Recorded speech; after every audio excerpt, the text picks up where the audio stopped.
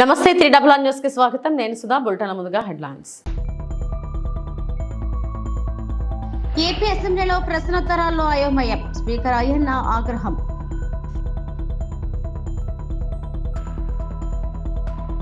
గోదావరి పుష్కరాలను వైభవంగా నిర్వహిస్తాం. మంత్రి నిమ్మల రామనాయుడు వెల్లడి.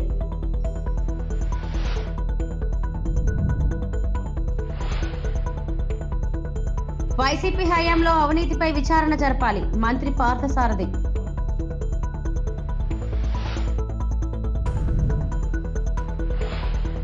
ఏపీ అసెంబ్లీలో నిర్వహిస్తున్న ప్రశ్నోత్తరాల్లో నెలకొంది.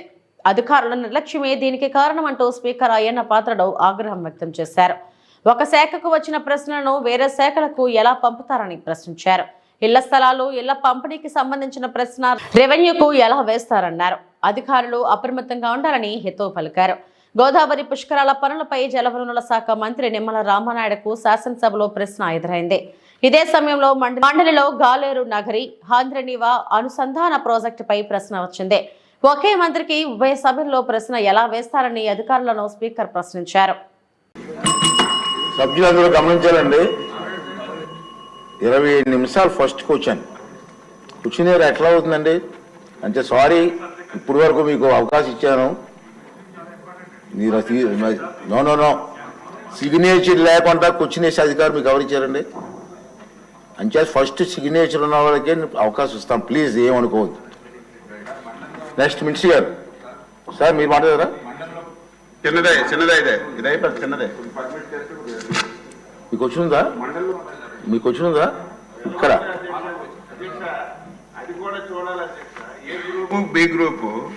ఏ గ్రూప్ లో ఉన్న వాళ్ళకి బి గ్రూప్ లో అవి రిపీట్ అవ్వకూడదు. ఎందుకు వచ్చిందో అది అచ్చినారి గారు,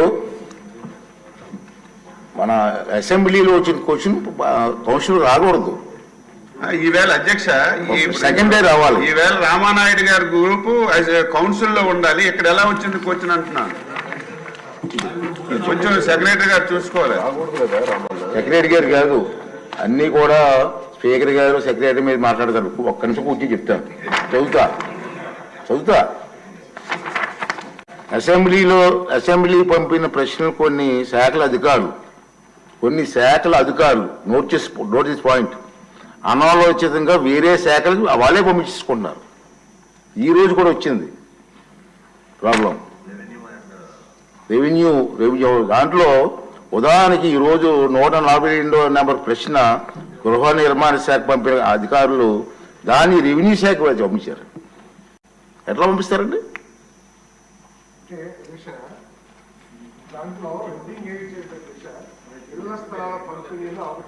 హెడ్డింగ్ ఇచ్చారు అధ్యక్ష.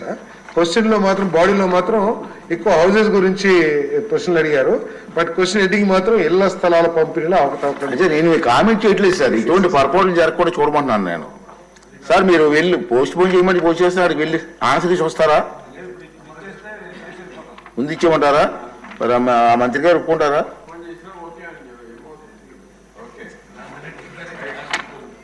చెప్పానండి సార్. నిర్ణయం పెద్దల నిర్ణయం కూడా తీసుకోవాలి కదా.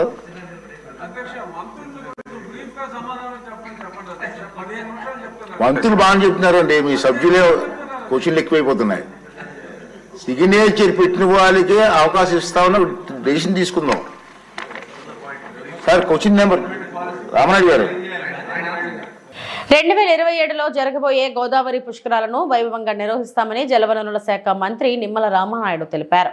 ముందస్తు ప్రణాళికలు లేకుండా పుష్కరాలు నిర్వహించడంతో భక్తులు ఇబ్బందులకు గురవుతున్నారని, ఈసారి ఎలాంటి అవాంఛనీయ ఘటనలు జరగకుండా ఏర్పాట్లు చేయాలని అసెంబ్లీ ప్రశ్నోత్తరాల్లో సభ్యులు అడిగిన ప్రశ్నలకు మంత్రి సమాధానమిచ్చారు.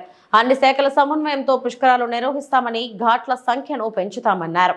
గంగా నది తర్వాత అత్యంత పేరుగాంచినటువంటి నది మన గోదావరి నది. అందుకే దీన్ని దక్షిణ గంగా అని కూడా మనం పిలుస్తూ ఉంటాం అధ్యక్ష.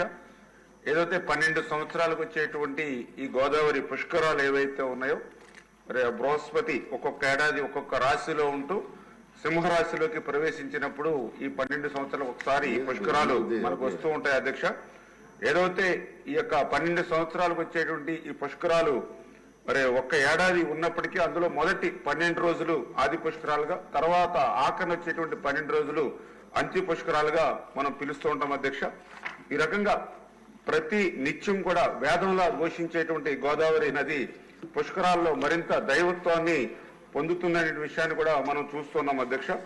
అటువంటి పుష్కరాల్ని అత్యంత ఘనంగా నిర్వహించాలి, భక్తి శ్రద్ధలతో ప్రజల విశ్వాసాలకు అనుగుణంగా నిర్వహించాలనేటువంటి ఆలోచనతోటే గతంలో ముఖ్యమంత్రిగా చంద్రబాబు నాయుడు గారు ఆ రోజు 2003 సంవత్సరంలోను అదేవిధంగా 2015 సంవత్సరంలోనూ కూడా ఈ యొక్క గోదావరి పుష్కరాలను అత్యంత ఘనంగా మన రాష్ట్రంలో నిర్వహించినటువంటి పరిస్థితి కూడా మీ దృష్టికి తీసుకొస్తున్నాను అధ్యక్ష.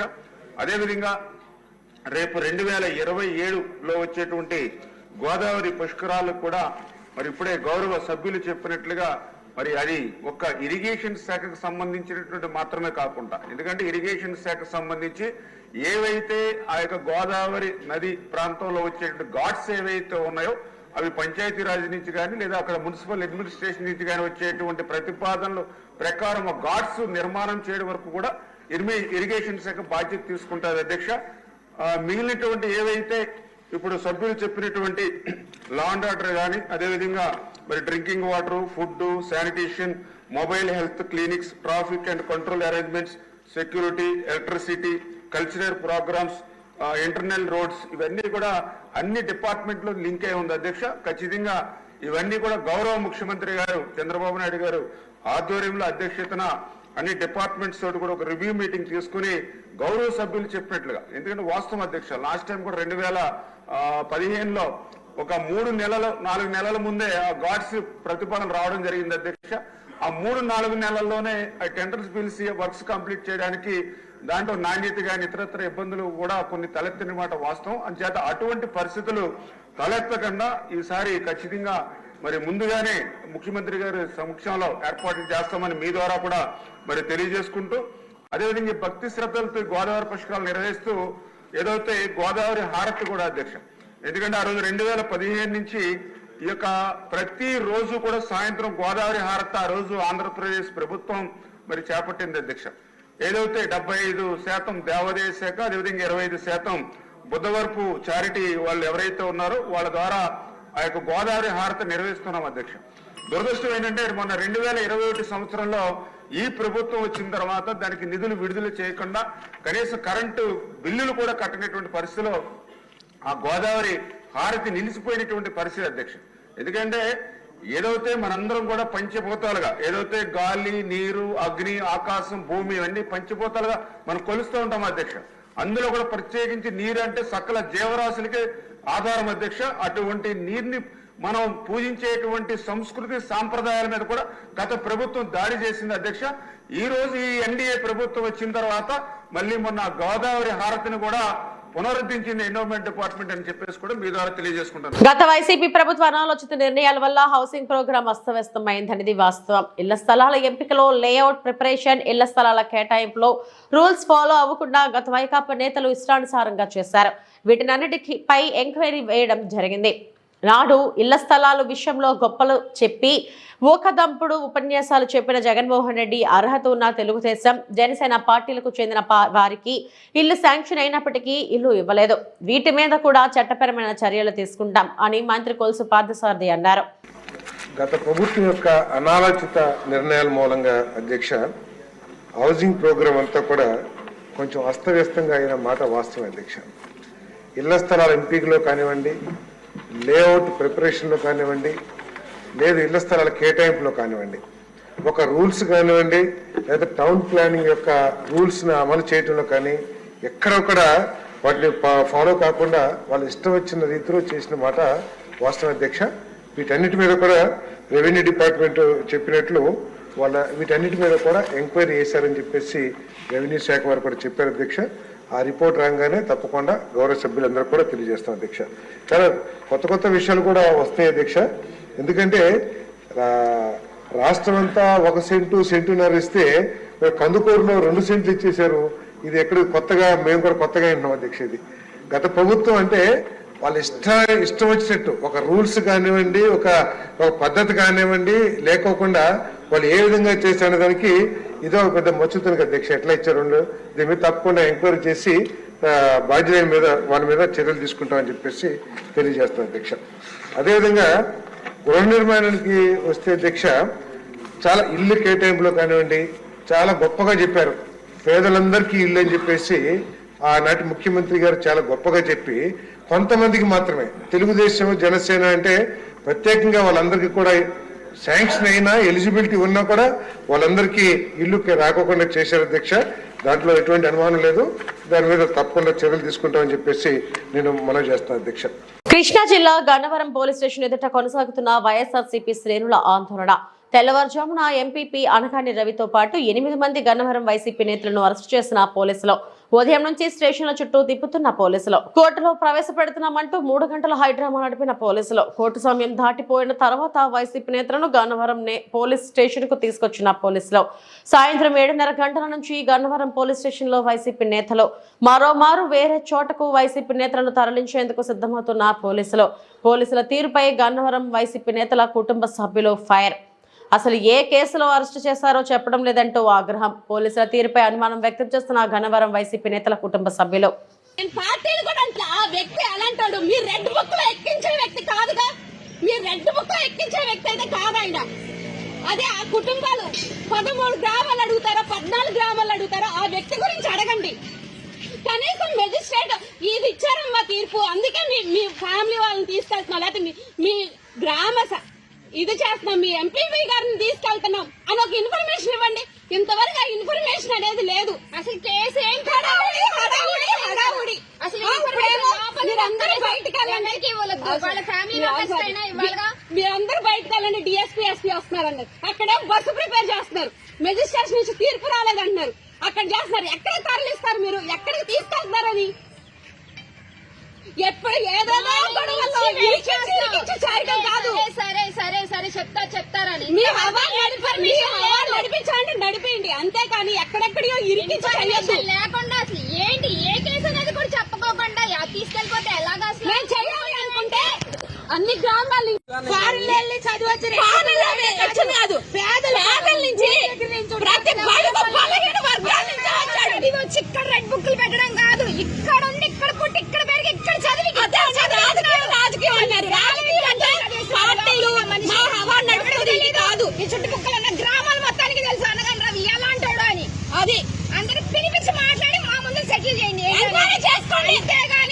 అంతేగాని కారులో వచ్చేసి 4 మాటలు చెప్పేలే వాళ్ళని కదా ఎంక్వైరీ చేయాల్సింది. కష్టజీవి రోజు కష్టపడి కూలి చేసుకునేవాడిని అడగండి ఆయన వ్యక్తిత్వం ఎలాంటిదో. 11 అయినా సరే ఏ కేసు అనేది ఫ్యామిలీ మెంబర్స్ కూడా తెలియదు.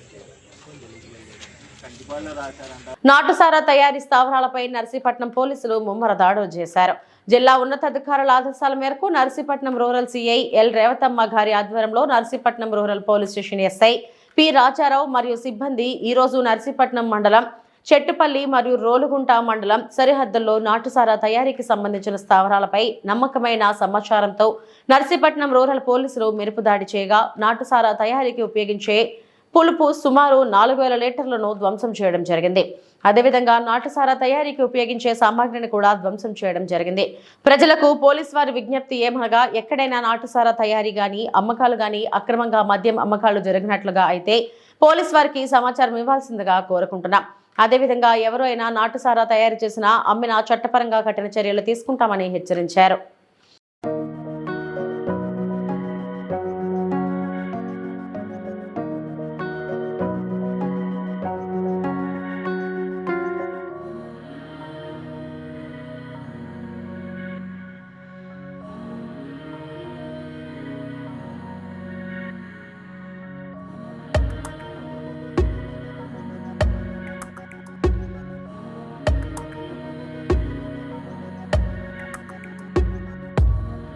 ప్రజలపై భారాలు మోపే విద్యుత్ ట్రూ యాప్ ఛార్జీలు రద్దు చేయాలని, స్మార్ట్ మీటర్ల బిగింపు అప్పాలని సిపిఎం జిల్లా కార్యదర్శి వర్గ సభ్యులు పి తేజస్వరరావు ప్రభుత్వాన్ని డిమాండ్ చేశారు. ప్రజలపై విద్యుత్ భారాలు వేయవద్దని, విద్యుత్ స్మార్ట్ మీటర్ల బిగింపు అప్పాలని కోరుతూ సిపిఎం ఆధ్వర్యంలో ఎచ్చర్ల విద్యుత్ సబ్స్టేషన్ ఎదుట ధర్నా నిర్వహించారు. ఈ సందర్భంగా ఆయన మాట్లాడుతూ రైతులు, కార్మికులు, ప్రజల పాలిట ఉరితాళ్లుగా మారనున్న విద్యుత్ స్మార్ట్ మీటర్లు బిగింపు ప్రక్రియను తక్షణమే నిలిపివేయాలని డిమాండ్ చేశారు. విద్యుత్ స్మార్ట్ మీటర్స్ కు వ్యతిరేకంగా ప్రజలంతా ఐక్యంగా ఉద్యమించాలని పిలుపునిచ్చారు. తెలుగుదేశం కూటమి ప్రభుత్వం అధికారంలోకి వచ్చిన తర్వాత జిల్లాలో ప్రభుత్వ కార్యాలయాలకు ముందుగా ప్రీపెయిడ్ స్మార్ట్ మీటర్లు బిగిస్తున్నారని అన్నారు. ప్రస్తుతం చిన్న మధ్యతరగతి వ్యాపార సంస్థలతో సహా అందరికీ స్మార్ట్ మీటర్లు పెడుతున్నారని, నివాస గృహాలకు మీటర్లు పెట్టడానికి సన్నాహాలు చేస్తున్నారని అన్నారు. जिंदाबाद सीपीएम जिंदाबाद जिंदाबाद जिंदाबाद सीपीएम जिंदाबाद जिंदाबाद విద్యుత్ భారాలు వేయొద్దు. ఇదే మనం రీఛార్జ్ చేసుకుంటే మొబైల్ ఫోన్ ఏ రకంగా అయితే రీఛార్జ్ చేస్తామో ఆ పద్ధతిలో 1000-500 రూపాయలు మనం రీఛార్జ్ చేసుకుంటే ఎన్ని యూనిట్లు అయితే వాడతామో అంతవరకు కరెంట్ వస్తుంది. తర్వాత మనకి ఎటువంటి సమాచారం లేకుండానే డైరెక్ట్గా కరెంట్ ఆగిపోతుంది. మరో దుర్మార్గం ఏంటంటే ఈరోజు మనం వాడే బిల్లుకి ప్రతి నెల కూడా అదనంగా అంటే ఉదయం వాడే కరెంటు ఛార్జీ వేరే, రాత్రి సాయంత్రం 6 నుంచి 9 వరకు వాడే కరెంటు ఛార్జీ వేరే. ఆ రకంగా అంటే ఎక్కువ విద్యుత్ వినియోగం వాడే టైంలో peak hours అంటారన్నమాట.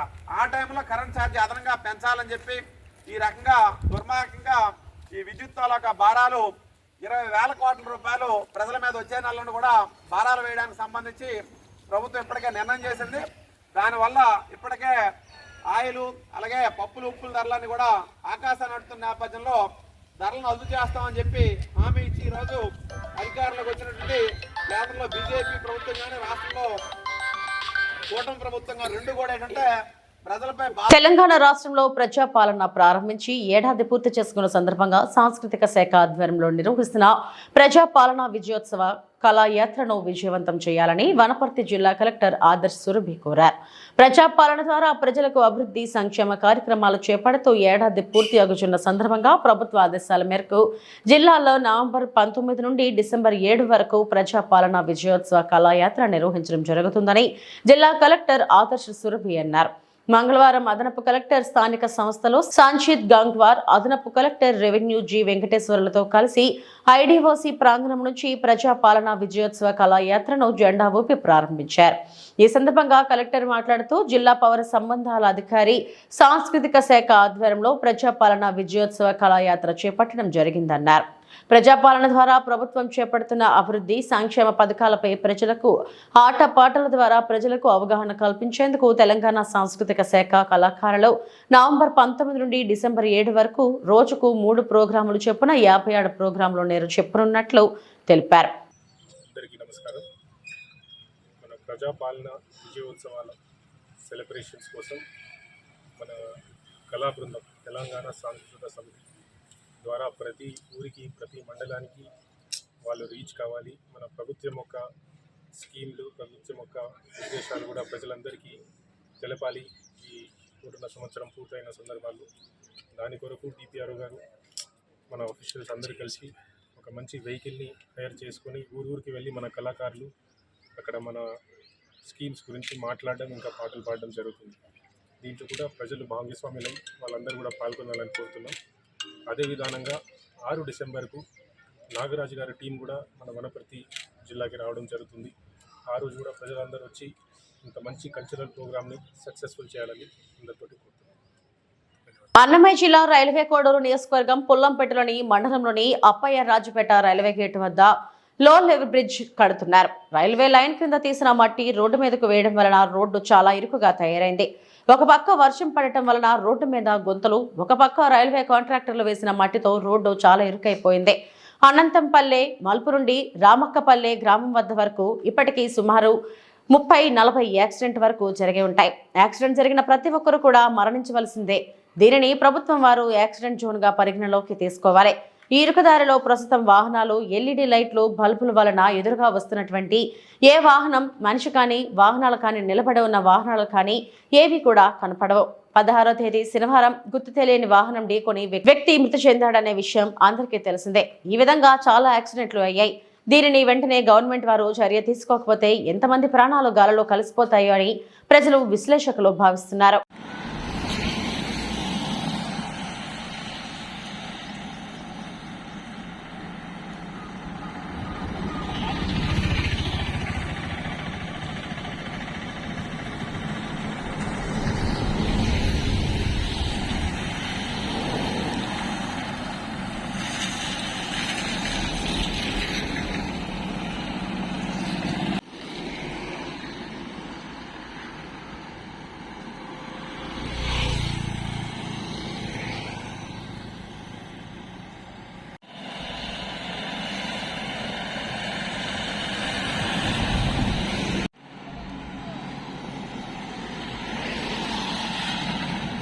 Guntur medical కాలేజీలోని Gymkhana ఆడిటోరియంలో IME 66వ రాష్ట్ర సదస్సు జరగనుంది.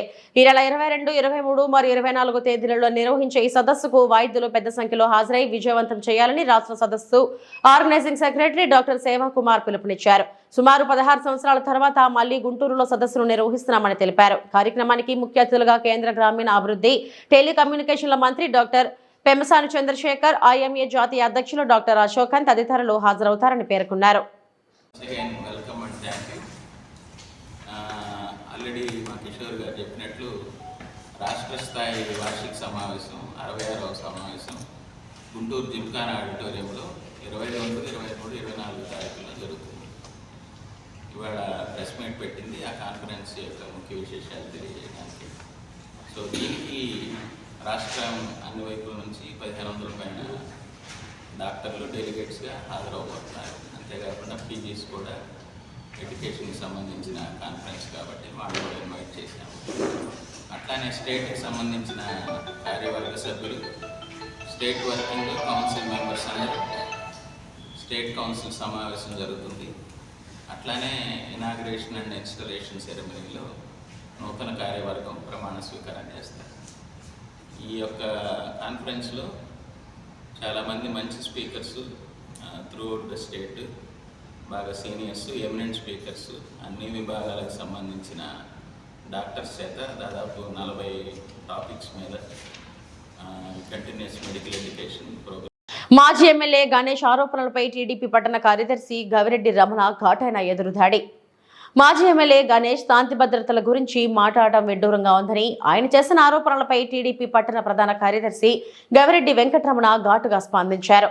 గవిరెడ్డి వెంకటరమణ మాట్లాడుతూ హత్యలు చేసిన వారిని వెనక పెట్టుకుని హత్యల గురించి మాట్లాడటం విడ్డూరంగా ఉంది అన్నారు. కరోనా సమయంలో మాస్క్ అడిగినందుకు ఒక దళిత డాక్టర్ని చిత్రహింసలకు గురిచేసి హత్య చేసిన ఘటనను మర్చిపోయారా అని ప్రశ్నించారు. హత్యకు గురైన డాక్టర్ సుధాకర్ తల్లి వద్ద ఈ విషయం గురించి అడిగితే దానికి బాధ్యులెవరో బయటపడుతుంది. ఒక వివాహితును మోసం చేసి బంగారు నగలు దోచుకుని తిరిగి ఇంటికి దింపిన వ్యక్తిని పక్కన ఉంచుకున్న సంగతి మర్చిపోయారా? మీ ప్రభుత్వ హయాంలో ఏలేరు కాలువలో నాతవరంకు చెందిన చీపురుపల్లి కళ్యాణ్ను కాళ్ళు చేతులు కట్టి పడేసిన ఘటనలో మీ పాత్ర లేదా అని ప్రశ్నించారు. ఆ కేసును నీరుగార్చిన వారు మళ్ళీ ఎవరు అని విమర్శలు గుప్పించారు. అందరికీ నమస్కారం అండి. ఈరోజు నర్సీపట్నం మాజీ ఎమ్మెల్యే పెట్ల ఉమాశంకర్ గణేష్ ఒక ప్రెస్ మీట్ ద్వారా హత్యల కోసం, శాంతి భద్రతల కోసం మాట్లాడడం అన్నది చాలా విడ్డూరంగా ఉన్నదండి. ఆయన హత్యలు చేసినటువంటి వారిని వెనకాలను పెట్టుకొని హత్యల గురించి మాట్లాడడం అనేది ఇంకా హాస్యాస్పదంగా ఉందండి. ఇక అయ్యా గణేష్, నేను ఒక విషయం మీకు చెప్పదలుచుకుంటాను. నేను కరోనా సమయంలో నీవు ఏదైతే మాస్క్ ఉందో ఆ మాస్క్ ఇవ్వలేదని అడిగినందుకు ఒక దళిత డాక్టర్ని చిత్రహింసలు చేసి ఆయనమో నీ యొక్క కార్యాలయంగా రప్పించుకొని ఆయనతో బలవంతంగా రాయించుకొని ఆయన చిత్రహింసలు చేసి చంపేసిన దాంట్లో నీ యొక్క పాత్ర ఉందని చెప్పేసి ఆ తల్లి తాలూకా గోడు ఒకసారి వినవయ్యా నువ్వు. ఇక ఇంకొక విషయం ఏంటంటే, నీ ప్రభుత్వంలో ఒక చీపురుపల్లి కళ్యాణ్ రాజు అనే యువకుడు ఏలేరు కాలువలో కాళ్ళు చేతులు కట్టేసి ఏలేరు కాలువలో చంపి పడేస్తే ఇప్పటి వరకు అది ఎవరు చేశారు, ఏమి చేశారనేది కనీసం ఎంక్వైరీ చేయించి ఆ విషయాన్ని ప్రజలకు తెలియజేసావయ్యా గణేష్. నువ్వు ఎందుకు చేయలేదు? నువ్వు ఎందుకు చేయలేదంటే అందులో నీ యొక్క పాత్ర ఉన్నది, అందువల్లే చేయలేదు. ఇప్పుడు మా ప్రభుత్వం అధికారంలోకి వచ్చింది, దాని తాలూకులో ఎవరైతే ఉన్నారో వారందరినీ కూడా శిక్షిస్తామని చెప్పేసి ఈ సందర్భంగా నేను తెలియజేస్తున్నానండి. ఇంకా అంతకంటే ఇంకో మూడో విషయం ఏంటంటే, నీ పార్టీ తాలూకా ముఖ్య నీ యొక్క అనుచరుడు. ఇవి ఇప్పటివరకు నా బులెటిన్ అప్డేట్స్. మరిన్ని వార్తా విశేషాల కోసం చూస్తూనే ఉండండి. నమస్తే.